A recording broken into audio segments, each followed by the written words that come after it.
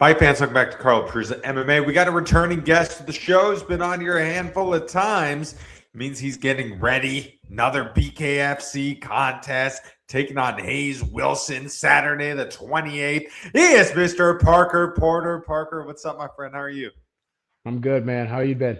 I've been good, man. Nice to see you again. You know, that Anthony Garrett fight, man, what an amazing contest that was. Went out there, back and forth contest. You got knocked down, knocked him down a couple times, able to get a big win in that second round, man.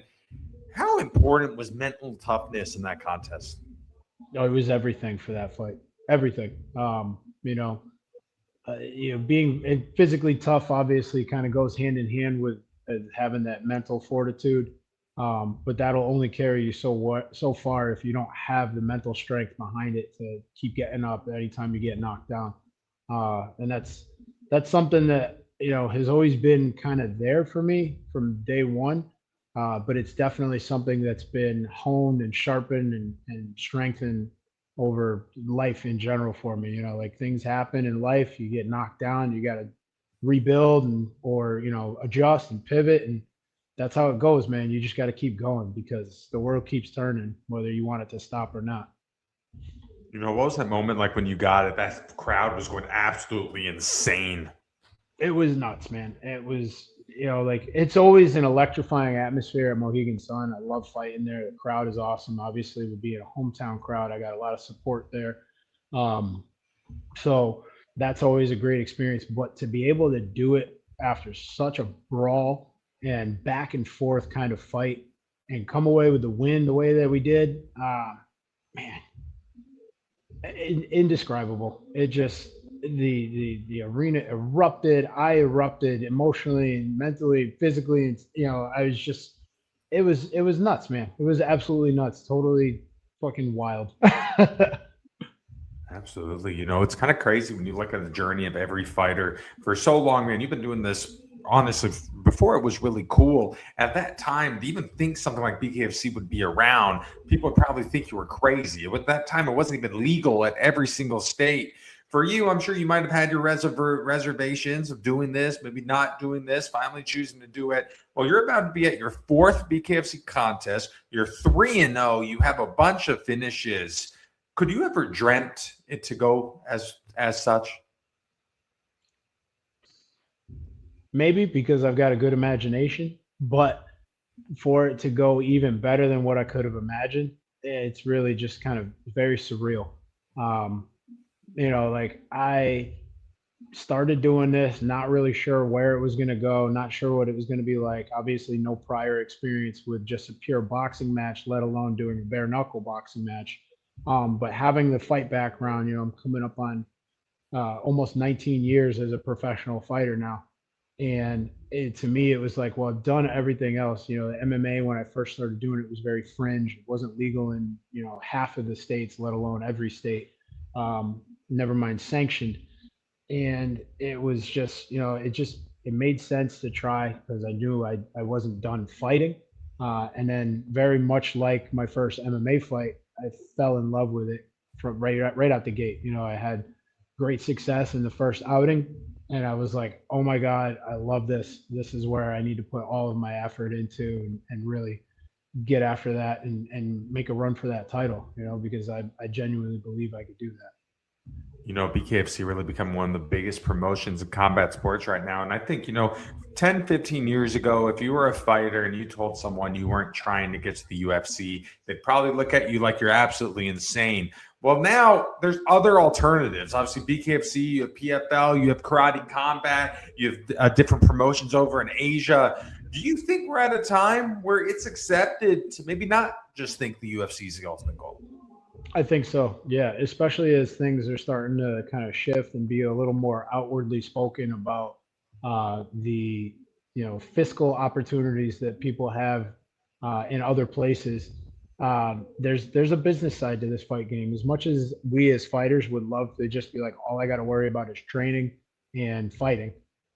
There's a promotional aspect of it, where we are at the end of the day independent contractors, and we essentially put bids in for our jobs, and the promotions like the BKFC pay us well. So why wouldn't you want to go and work a job that pays better than something else when you're doing the exact same job. Absolutely. Obviously, you're at your gym right now. You coach a bunch of killers, bunch of kids Yeah, who want to try to do just this possibly for a living. What's their reactions been like, watching you go out to your thing in the BKFC world? it's been great. Like all my members, I got a lot of younger guys in here, late teens, early 20s, all the way up to people in their 50s, and it's like an extended family. Like I think having kids of my own has made me an even better coach because I look at these guys the same way. I care about them the same way that I would my own sons. If I wouldn't put my son into a fight situation that they weren't prepared for, then I wouldn't put one of these guys into that same situation. I care about their safety. I care about their well-being. I care about their success, just as much, if not more, than they do. So the last thing I'm going to do is throw somebody to the wolves who's unprepared. In But for addition the to, way it's, yeah, I'm sorry. Go ahead. in addition to being a fighter, you're obviously a coach now. How do you approach matchmaking? So we've only had a couple of guys fight so far. I'm really new group of guys, really kind of building everything almost from the ground up with everybody. So matchmaking, I have situations with other friends and coaches and essentially like team managers, Chris Williams and Alex Graffignino, who run the strength and conditioning side of our facility through Southpaw Athletics. They help out with a lot of that. They'll do a lot of the legwork and sense of this looks like a good matchup. And then we all kind of sit down and have a roundtable discussion about, I think this is a good matchup for this guy. I think this is a good matchup for that guy. Obviously, looking at strengths, we don't want to give guys that a complete cakewalk of a fight, but we also don't, again, want to put somebody in who might be making their debut against somebody who's got 10 fights and they're undefeated or something. So, that's definitely a careful and delicate process because you want to have just the right amount of resistance. It's kind of like strength and conditioning. If I try to jump under 600 pounds without warming up to that, it's going to be a bad situation. Absolutely. You've seen this in professional boxing before, and I think maybe you're seeing a little bit of MMA is now that you look at some of the top guys, you might look at their records. There might be 8-0, 9-0, 10-0 guys in the UFC, but you look and some of these guys just beat up 6-8 and 8-6. They're not fighting similar records. Yeah, You think or that's 0 affecting 2, combat or sports? I think so. I think it was really just a matter of time. That was a real rarity in MMA specifically when I first started doing this. Your record almost really didn't mean anything quite so much back then because people would actually look at who you fought and beat and lost to and be like, oh, well, that was a tough loss and that was a tough guy. Like, this guy's fighting really tough guys. It's not that he sucks, it's that he's facing stiff competition. Whereas now, I think with the popularity of it growing, you're starting to see that same common factor that you see a lot more in boxing, where it's been around for so long. There's so many people interested in it, whether they're just delusional with their own skill set, or if they're not being taken care of by good coaches and handlers, so to speak. There's guys that are just more than underqualified getting in with guys that are, future world champions. Absolutely. So you're getting ready, making your return here. You're taking on Haze Wilson. Overall, what do you think of him as an opponent? I think he's tough. I like that he's going to press the action, it seems like. He's actually technically got more bare knuckle experience than I do, even though this is only his second fight with the BKFC. He's had a couple of other bare knuckle boxing fights prior to signing with them. Yeah, I like this matchup. It's the first time that I'm going to have somebody who's about the same height and reach, the same size. So I think it's going to be a really good test of skill. Absolutely. He's a guy who's had some BKFC experience already. It looks like he's only had 2 BKFC contests. Obviously, you've had a little more experience overall as a pro. Do you think the experience goes in your favor here? I think the time in and the variety of experience that I have goes in my favor, especially after the last fight with Garrett. I feel that fight alone was probably the equivalent amount of experience gained of like 2 or 3 bare knuckle fights. Absolutely. When you look at Hayes' record, a lot of these wins, a lot of these contests, whether it be MMA, whether it be kickboxing, it's coming by way of knockout. Going into this, are you expecting there's no way this goes the distance? 100%. It's like very many. I don't think there's only been a handful of bare knuckle heavyweight fights that have actually gone the full distance. Anybody that can halfway decent throw a punch and take a punch is going to be looking for that finish. It's something that's very different about this sport compared to a lot of other sports and combat sports specifically, that it's not as much about scoring points. It's more about like, hey, I want that knockout. I want to be definitive. It's very fast paced. It's very aggressive. Um, you're not you're not okay with getting tagged and trying to play the evasiveness game that you would in traditional boxing, because each punch has potential to split you open and end the fight. So it's not as you don't want to take as much risk. You want to push that pace and really go for that finish as quick as you can. To me, that last fight against Anthony Garrett really showed what bare knuckle boxing of the heavyweight division is. After that contest, man, was your phone just nonstop going off? Nonstop. Not, I think I had like 102 text messages on my actual cell phone, and then it was like another 100 messages on Instagram and so, Facebook and all the other social media applications that were just it was just blowing up. It was getting tagged left and right, and it felt very very movie like, very Hollywood esque, the way that fight went. It was like something straight out of a Rocky movie. Obviously, you were fortunate enough to have many fights in the UFC. I believe you had 8 in there, fought some big household names in that division. A lot of success right now. I feel like that last fight against Garrett's really upped you here in the BKFC. Do you kind of find this current chapter in your life, has this been a resurgence? I mean, are you having more fun than ever? Do you think this really got you back in the game of fighting? Wholeheartedly. I think we talked before about, like, towards the end of my career with the UFC, I it started to feel too much more like a job. I wasn't looking forward to going to training as much, and I just wasn't having as much fun. And that's the whole reason that I started doing this. I was like, hey, I'm not just good at this. I enjoy this. It's a martial arts aspect of it. I'm always looking for that challenge. How can I improve? Looking for that progress and always trying to improve. So now having this avenue, having the sour taste that was left in my mouth about the way things ended with the UFC, I just knew I wasn't done, but I wasn't sure what to do with it. And now that I've found the BKFC and had the success that I had in my rookie year, it's 100% like a brand new career. It's like a fresh start, just completely wipe the slate clean. And I could take it's a significant advantage too, because I could take all those years of cumulative experience and training and really fine tune them to be an even more complete fighter for the BKFC.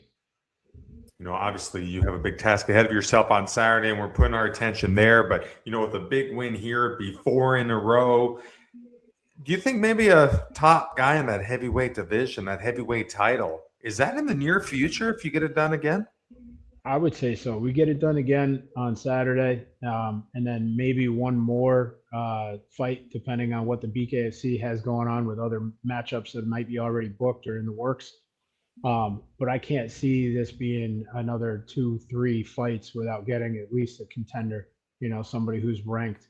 And then at that point, once you get another ranked opponent, I don't see why you shouldn't be getting matched up for a title fight.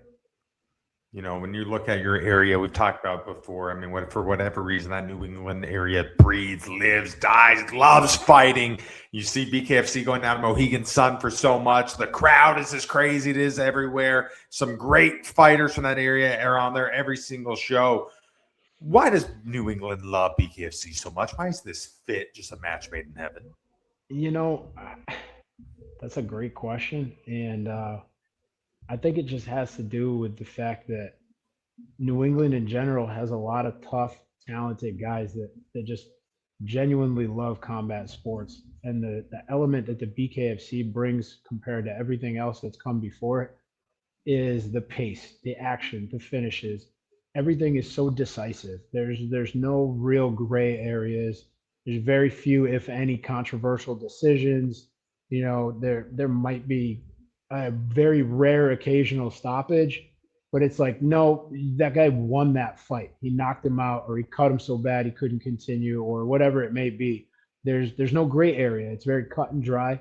And then of course the 2 minute rounds, the 5 rounds, it's so fast paced. It really presses the action, which who doesn't love that? We live in a day and age now where everybody's looking for their next immediate gratification as quick as they can. And combat sports, this is definitely on that same path of like, dude, it's going to be quick. There's not many heavyweight fights that go past the first round. Absolutely. Every year BKFC does their big knuckle manias. Have you thought of maybe like a New England thing, knuckle mania? Obviously, you're getting close to a title. Rico DeShulo down there at 145. He's probably getting close to one as well. Has that ever went through your head? No, not until now. But now that you mention it, that would be amazing to do something similar to that, like a New England version of Knuckle Mania. I'm not even sure. We'd have to play around with some names to call it something catchy.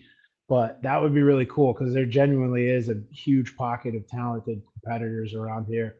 And I think everybody's really starting to really grab their attention in terms of the possibilities of what they could do with their career.